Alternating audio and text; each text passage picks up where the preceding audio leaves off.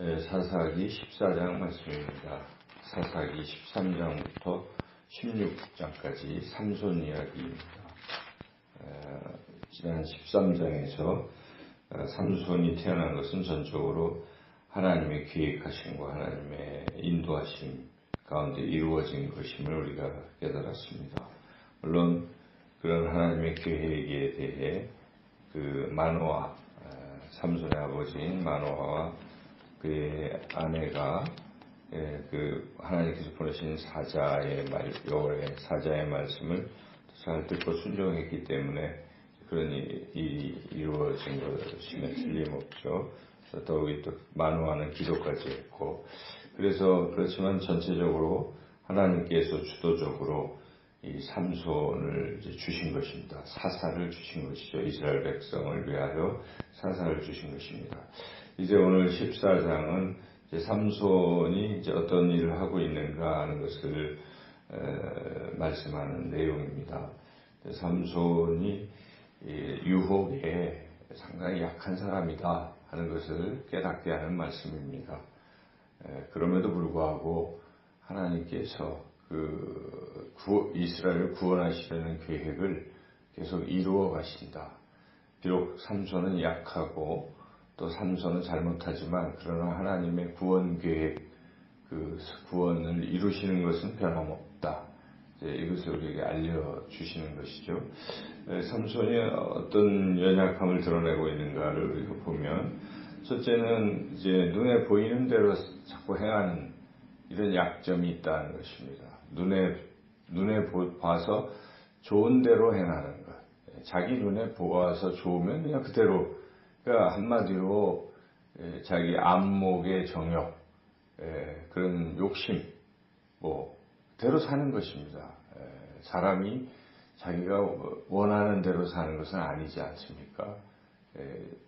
하나님 믿지 않는 세상 사람들에게도 자기가 원하더라도 이것이 법에 저촉되면 그 해서는 안 되는 것이잖아요. 그런데 더욱이 하나님께서 택하신 하나님의 사람, 이 삼손이 하나님의 뜻대로 살아야지, 하나님의 뜻이 아닌 자기 뜻대로, 자기 마음에 일어나는 욕정대로 원하는 대로 살려고 한다면 이것은 잘못된 것입니다. 갈라디아서 말씀에도 성령의 소욕을 따라 우리가 살라 했지, 육체의 정욕, 육체의 소욕을 따라 살면 망하는 것이다. 육체의 열매는 이런 것이고 성령의 열매는 이런 것이다 하는 것을 분명히 말씀합니다. 그래서 우리가 24장을 쭉 읽어가면서 이 삼손같이 이렇게 욕심 따라 살면 안 되겠다 하는 것을 먼저 깨달아야 합니다.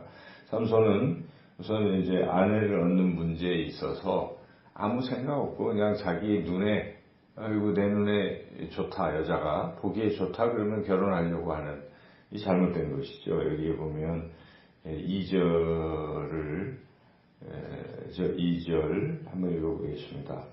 올라와서 자기 부모에게 말하되 이르되 내가 딥나에서 블레셋 사람의 딸들 중에서 한 여자를 보았사오니 이제 그를 맞이하여 내 아내로 삼게 하소서 하매, 이 블레셋 사람의 딸을 취해서는 안 되는 것이죠. 지금 하나님께서는 블레셋 사람들을 물리치게 하시려고 삼손을 택하신 것인데, 삼손이 블레셋 여인이 자기 눈에 좋다고 해서 지금 아내로 삼고자 하는 것은 매우 잘못된 것이고, 결국 우리가 이 사사기 16장까지 읽어보면 이 삼손은 블레셋 그 여인 때문에 결국 두 눈도 뽑히고 이제 그런 비참한 지경에 이르게 된 것을 우리가 알 수가 있죠.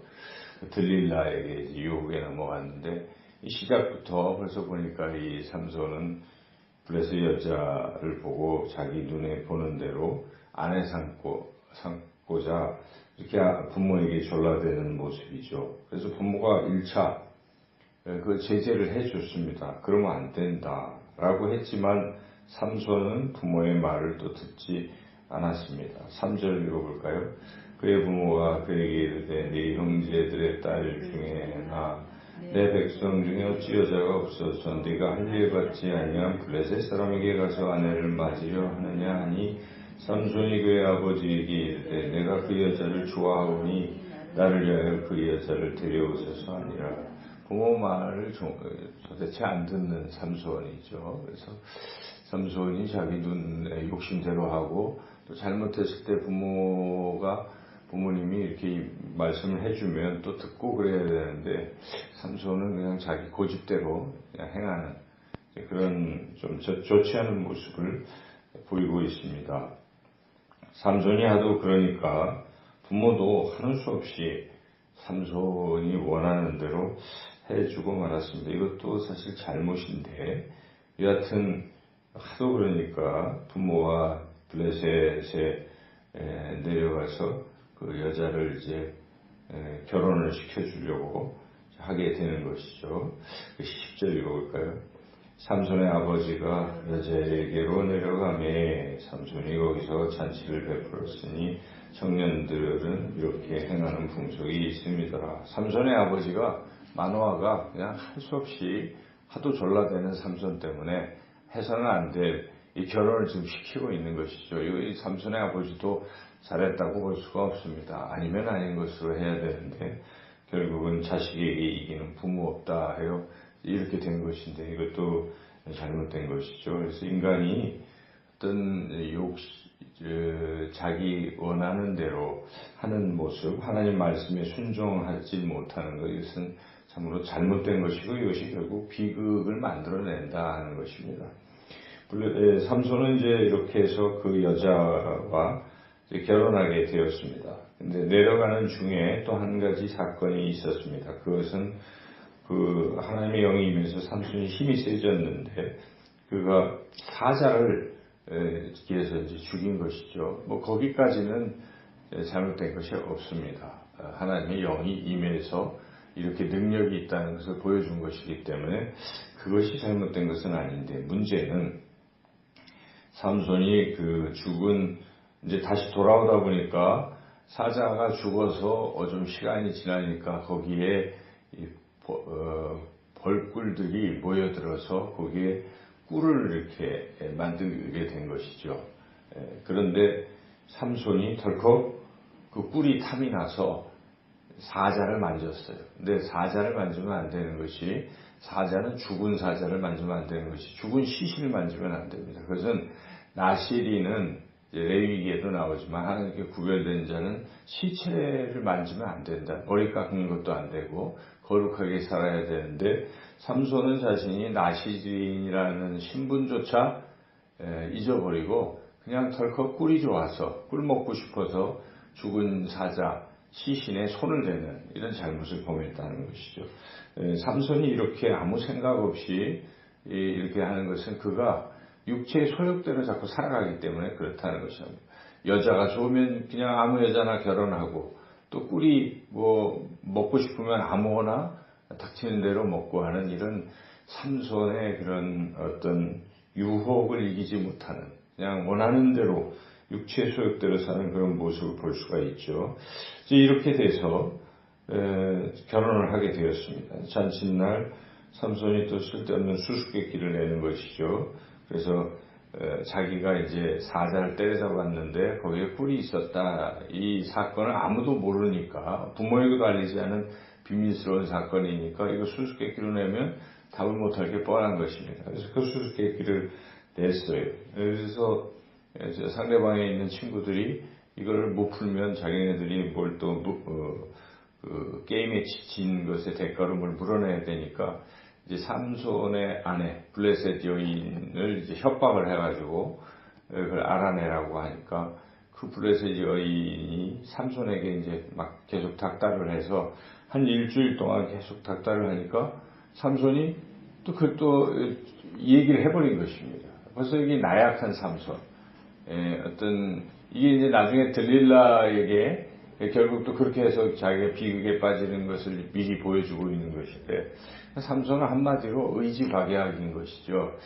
자기가 좋아하는 대로만 그냥 살고 또 어떤 생각을 가지고 이건 해서는 안 되겠다 생각하면 그걸 딱 하지 말아야 되는데 그냥 술술 다 얘기해버리고 이렇게 삼손의 아주 연약하고 나약한 모습을 오늘 14장을 통해서 우리가 보게 됩니다. 그런데 또 한편 이렇게 연약하고 나약한 삼손을 하나님도 이미 택하셨기 때문에 그가 실수하고 잘못하고 할지라도 그러한 연약함 또한 어찌 보면 또 악함 이런 것들을 하나님은 하나님의 계획을 이루시는 또한 방편으로 삼으셨다는 것입니다. 그래서 요셉의 우리 이야기를 생각해 보면 마지막 창세기 50장 20절에 결론적으로 하나님께서 악을 선으로 바꾸셨다라고 기록되어 있습니다. 요셉의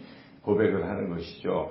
그 형제들은 이 요셉을 죽이려고 하고 애굽의 노예로 팔고 이런 나쁜 짓을 했지만 하나님께서는 도리어 그러한 악한 것을 선으로 바꾸셔서 요셉이 애굽에 가게 하시고 애굽에서 국무총리가 되게 하셔서 이스라엘 백성과 주변의 사람들을 기근에서 구원하는 그런 일을 이루신 것입니다. 그래서 여기서도 14장에서도 삼손의 이런 잘못된 행위들 속에서도 하나님께서는 그것을 또한 사용하셔서 블레셋의 사람들을 여기 30명 죽이고 하는 이러한 지금 블레셋을 물리치는 것이 하나님의 계획이기 때문에 그러한 일을 하나님이 또 이루어 가고 계시다는 것을 한편 우리가 또 깨닫게 되는 것이죠. 그래서 이 사사기의 저자는 이런 일을 한마디로 하나님의 의도가 이 속에 있다는 것으로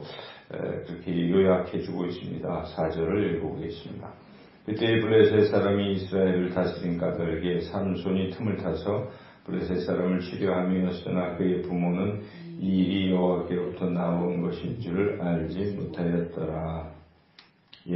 삼손이 블레셋 사람을 치려고 일부러 결혼까지 하고 수수께끼 내고 30명 죽이고 그런 건 아니죠. 우리 맥락에 보면 그냥 삼손은 욕심대로 자기 좋아하는 대로 마구 행한 것이지만 그 안에 하나님의 함께 하심과 하나님의 계획과 하나님의 어떤 인도하심 섭리가 있어서 이렇게 이런 일이 진행됐다는 것을 이렇게 요약한 것일 뿐입니다. 그래서 우리 오늘 이 사사기 14장 전체의 말씀을 통해서 우리가 인간적인 측면에서 보면 이렇게 해서는 안 됩니다. 삼손같이 해서도 안 되고 삼손의 아버지 마노아처럼 해서도 안 됩니다. 하나님의 말씀대로 우리는 순종하고 살아야지 안 되는 것을 가지고 자기의 그 감정 또 자기의 욕심대로 결혼을 마구 해버리는 것 잘못된 것이고 그렇게 잘못된 길로 감해도 그것을 할 수 없어서 어쩔 수 없어서 자식이 가는 길을 말리지 못하는 것도 잘못입니다. 또 삼손이 해서는 안 될 시신을 만지고 또 꿀을 먹고 또 여인에게 할 수 없이 이야기하는 이런 우유부단하고 연약한 모습도 잘못된 것입니다. 우리는 늘 기도하고 성령 충만해서 하나님의 말씀대로 순종해야 한다는 것입니다. 그리고 또한 비록 때로는 우리가 실수하고 넘어졌을지라도 그러나 하나님은 우리를 사랑하시고 또 우리를 위한 구원의 계획을 반드시 이루어 가신다는 것도 우리가 믿고 넘어진 그 자리에서도 하나님이 나를 사랑하시고 나를 구원하심을 믿고 다시 우리가 돌이키고 하나님을 더욱 신뢰하고 나아가는 그런 우리의 삶이 되어야 되겠습니다. 오늘도 이 말씀 따라 살아가시기를 주님의 이름으로 축원합니다.